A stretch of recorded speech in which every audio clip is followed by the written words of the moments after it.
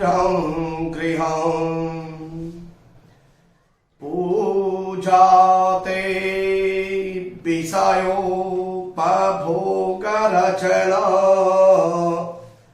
निन्द्रासमाधिस्थितः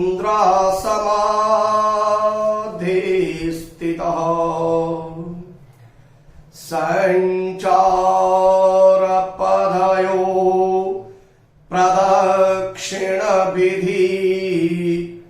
स्तोत्राणि सर्वाङ्गिरो यदयत् कर्म करोमि तदमखिलम् शम्भो तवाराधनम् शिवो गुरुः शिवो देवा शिवो बन्धो शरीरणम् शिव आत्मा शिवो जीवा शिवादन्य किंचन। नमस्कार श्रोताओं, मैं आचार्य गोपाल दत्त सती अपने YouTube चैनल पर आप सभी श्रोताओं का स्वागत करता हूं। श्रोताओं, इससे पहले के वीडियो में मैंने आपको बताया था कि भगवान को हम जल क्यों चढ़ाते हैं और उस जल चढ़ाने से व्यक्ति को फल क्या मिलता है और भगवान को जल चढ़ाते क्यों हैं, भगवान का जलाभिषेक क्यों करते हैं।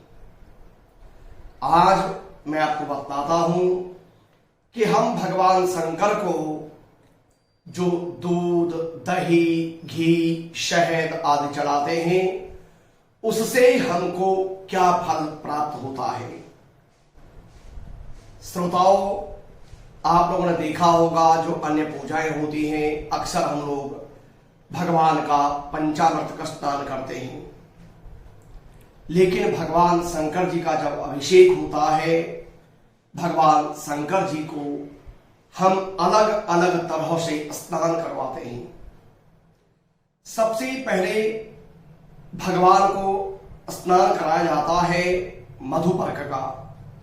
श्रोताओं, मधुपर्क बनता है दही, घी और शहद, तीन चीजों को मिला करके बराबर का रेशियो होना चाहिए और उससे को मिला करके उसको बोलते हैं मधुपर्क।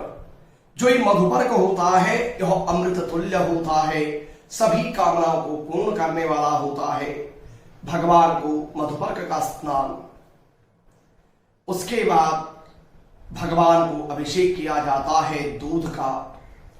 कई लोग आप लोगों ने देखा होगा, कई लोग पूरा का पूरा जो अभिषेक है भगवान का वह दूध का करते हैं, कुछ लोग अन्य चीजों से भी करते हैं, लेकिन मुख्य रूप से जब जल का करते हैं, दूध का जो अभिषेक करते हैं, दूध स्नान कराने से भगवान को हर व्यक्ति के द्वारा अपने जीवन में जाने या अनजाने कुछ न कुछ पाप कर्म अवश्य होता है।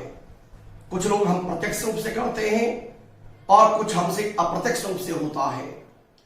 जो भी हमसे गलत कार्य हो जावे, भगवान शंकर जी को यदि दूध का अभिषेक कराते हैं तो निश्चित रूप से ही व्यक्ति के द्वारा जो पाप किए जाते हैं उन पापों का मार्जन होता है भगवान शंकर जी को दुग्ध का स्नान कराने से।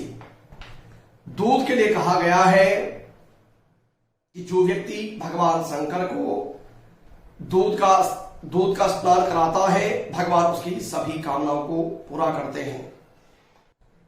देवर्या वंदिता धेनु सर्व पाप प्रणनाशिनी तदक्षीर स्नापितो देवो नित्यं मे वरदो भवेत्। यानी भगवान का जब दूध का स्नान करते हैं तो जो व्यक्ति के पाप होते हैं उन पापों का मार्जन होता है।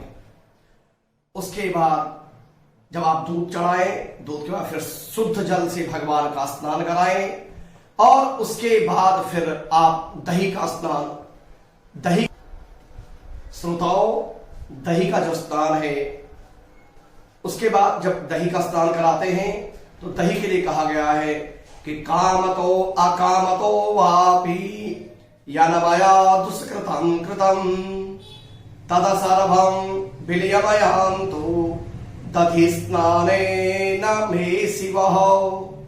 व्यक्ति की जो कामनाएं होती हैं, आप भगवान शंकर जी को दही का स्नान कराओ, भगवान शंकर जी आपकी सभी मनोकामनाओं को निश्चित रूप से पूर्ण करते हैं। आप भगवान को जब चढ़ाए दही, फिर उसके बाद शुद्ध जल का स्नान कराएं और उसके बाद फिर चढ़ाना चाहिए घी। घी कभी भी हो, जब आप गर्म करें, तो मैंने कहा कि ठंडी चीज चढ़ानी है तो घी नॉर्मल हो, गर्म ना हो, और उसको चढ़ाएं।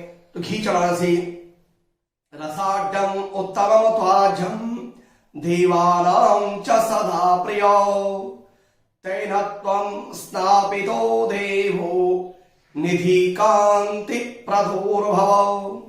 हम जब घी का स्नान कराते हैं भगवान शंकर जी को, तो व्यक्ति को धन धान्यादि की प्राप्ति होती है और कांति यानी जो शरीर की हमारी चमक होती है, तेज होता है शरीर का, वह तेज प्राप्त होता है, शरीर की कांति प्राप्त होती है भगवान शंकर जी को घृत का स्नान करने से।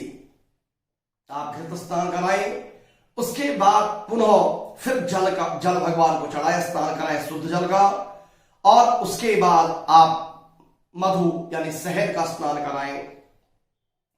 शहद के लिए कहा गया है कि काम ये आग्नाय सोमर सोमतराध्यावा इमे वासंति कावृतः यस्य धारणमिच्छन्ति तृप्तियान्ति पितामह स्नापितो अश्मया देव भक्ताराम अभयप्रदः।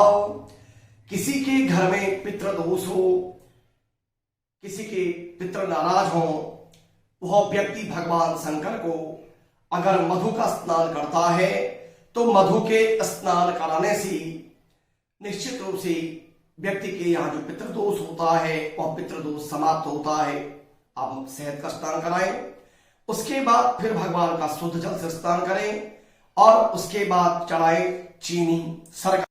चीनी के स्नान से व्यक्ति किसी को मृततुल्य कष्ट हो, यम का भय हो, शारीरिक रूप से कोई बीमार हो, शारीरिक रूप से कष्ट में हो, वह व्यक्ति भगवान शंकर जी को शर्करा का स्नान कराता है, गन्ने की रस का स्नान कराता है, उसके जो कष्ट होते हैं वो कष्ट दूर होते हैं।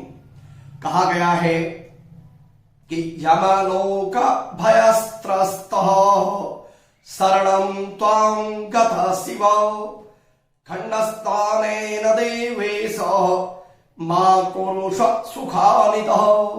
शर्करा के स्नान से मृततुल्य कष्ट दूर होता है, सुख की शांति प्राप्ति होती है। आप भगवान शंकर जी को शर्करा का स्नान कराएं, गन्ने का रस का स्नान कराएं। गन्ने के रस से भी सारे रोग दूर होते हैं।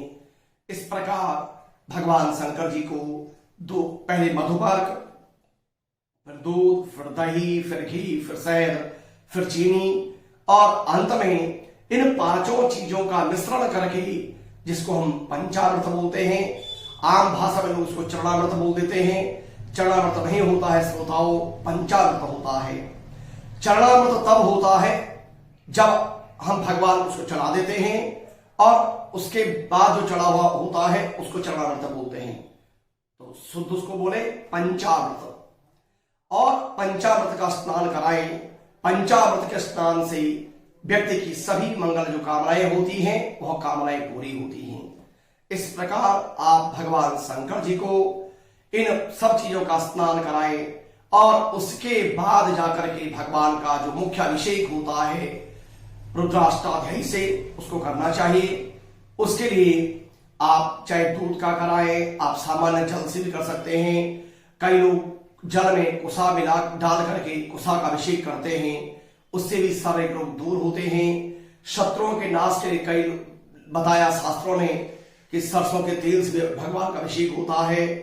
अन्य चीजों सब चीज भगवान का अलग अलग लोग स्नान कराते हैं अपने तरीके से, लेकिन भगवान के लिए सबसे मुख्य स्नान है वह है जल का अभिषेक।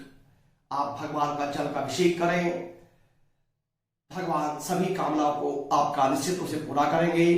पवित्र श्रावण का मास, और आप लोग भी भगवान को अगर विधि विधान से करना चाहे, पंडित जी के माध्यम से करना चाहे, आप अपने पंडित जी के माध्यम से घर पे कर सकते हैं। अगर आप सामान्य रूप से भी आप अभिषेक आप जल चढ़ाते हो भगवान को, तो कटोरियों में सब चीज रख लें, दूध, दही, घी, शहद, चीनी। और जब भगवान के शिवालय में जाए तो कुछ आपको मंत्र ना आता हो, आप ओम नमः शिवाय, ओम नमः शिवाय, नमः शिवाय, नमः शिवाय करके आप भगवान को एक एक करके सब चीज चढ़ाएं, उसका भगवान का स्नान कराएं। इसलिए भगवान का आप अभिषेक करें। कुछ नहीं, आप मंदिर में जाएं, श्रद्धा के साथ जाएं, भगवान के सामने माथा टेकें और भगवान को एक एक करके सब चीज आप चढ़ाएं। अंत में भगवान का शुद्ध जल से स्नान जरूर कराएं। और कई लोगों को मैंने देखा है, जब लोग शिवालय में जाते हैं, दूध का पैकेट आदि लेकर के जाते हैं, वहीं पर दूध का पैकेट फाड़ा, ऊपर से जला दिया और वहीं पर पन्नी वन्नी सब गंदगी वहीं पर छोड़ कर आ जाते हैं। श्रोताओं, कभी भी मंदिरों में जाएं, साफ शुद्धता के साथ जाएं। कभी मंदिर में जाकर के कभी गंदगी न फैलाएं। निश्चित रूप से तभी भगवान आपसे प्रसन्न होंगे जब आप भगवान के सामने शुद्धता का ध्यान रखेंगे। कई लोग जब जाते हैं तो मैंने देखा कि भगवान शंकर जी के शिवलिंग के ऊपर ही धूप बत्ती जला करके आ जाते हैं, उनकी जलंधरी पर जला करके आ जाते हैं। कृपया आप लोग कभी भी ऐसा न करें। भगवान आपकी चीजों से ज्यादा आपकी शुद्धता से प्रसन्न होते हैं। इस विषय में मैं अभी कभी आप इसके बाद कभी फिर बताऊंगा कि आखिर शुद्धता का महत्व क्या है। लेकिन हमने कई बार देखा है, मंदिरों में आते हैं लोग, आजकल लोग पैकेट लेके आते दूध का और दूध चढ़ाया और पैकेट वहीं पर छोड़ जाते हैं। कृपया ऐसा कभी न करें। जिस भी मंदिर में आप जाएं, भगवान का पूजा करें, लेकिन पूजा के बाद बल्कि कर्तव्य ये बनता है कि वहां पर कुछ और भी अगर गंदगी है आप उसको साफ करके आए, न कि आप वहां जाकर के गंदगी फैला करके आए। हमारी सरकार में आप देखिए, इसको हमेशा आगे रखती है कि आप शुद्ध रखें, शुद्धता रखें। तो निश्चित रूप से जैसे आप अपने घर में अपने मंदिर को साफ रखते हो, इसी प्रकार किसी मंदिर में जाए तो वहां पर भी शुद्धता का आप निश्चित रूप से ध्यान रखें। भगवान के ऊपर जाकर के आप धूप बत्ती जला दो, दिया जला दो, ये कोई तरीका नहीं होता है। इससे आप पर भगवान प्रसन्न होने वाले नहीं हैं, बल्कि इससे भगवान रुष्ट होंगे। तो आप इस बात का हमेशा ध्यान रखें, जब भी जाए मंदिर में शुद्धता का ध्यान रखें। श्रोताओं, अभी क्योंकि कोरोना का प्रबल काल है, आप सबको मालूम है, जब भी मंदिरों में जाएं आप निश्चित रूप से उचित दूरी का पालन जरूर करें, मास्क पहन करके जरूर जाएं। अब लगभग लोगों ने मास्क पहनना छोड़ दिया है। मेरा आपसे निवेदन है, आप निश्चित रूप से अवश्य मास्क, जब मंदिरों में जाएं आप अवश्य मंदिर में मास्क पहन करके जाएं। भगवान आपका कल्याण करे, ये मेरी भगवान से भी प्रार्थना। आप श्रद्धा के साथ कार्य को करें। श्रोताओं, ये मैंने आज आपको बताया दूध, दही, घी, शहद आदि का महत्व। अगले वीडियो में मैं आपको बताऊंगा कि आखिर हम भगवान शंकर जी को बिल्व पत्र क्यों चढ़ाते हैं। जब हम बिल्व पत्र चढ़ाते हैं, वह बिल्व पत्र कैसा होना चाहिए, कैसे हमको उसको चढ़ाना चाहिए, उसके बारे में मैं आपको अगले वीडियो में आपको बताऊंगा। तो श्रोताओं, अगर आपने चैनल को सब्सक्राइब नहीं किया है, आप कृपया चैनल को सब्सक्राइब करें। अपने इष्ट मित्र बंधु बांधवों के साथ, दोस्तों के साथ वीडियो शेयर करें। क्या पता आपके माध्यम से कोई व्यक्ति धर्म के मार्ग पर चला जाए। तो श्रोताओं, आप फेसबुक, ट्विटर, इंस्टाग्राम पर भी आप जुड़ सकते हैं। और वीडियो के माध्यम से मैं कोशिश करता हूं कि आपको सरल से सरल भाषा में आपको बतलाऊं कि जिससे आप उस कार्य को कर सके। तो श्रोताओं, फिर मिलते हैं एक नए विषय के साथ। तब तक के लिए श्रोताओं, आप रखें अपना ध्यान। फिर मिलते हैं किसी नए विषय के साथ। तब तक के श्रोताओं, नमस्कार।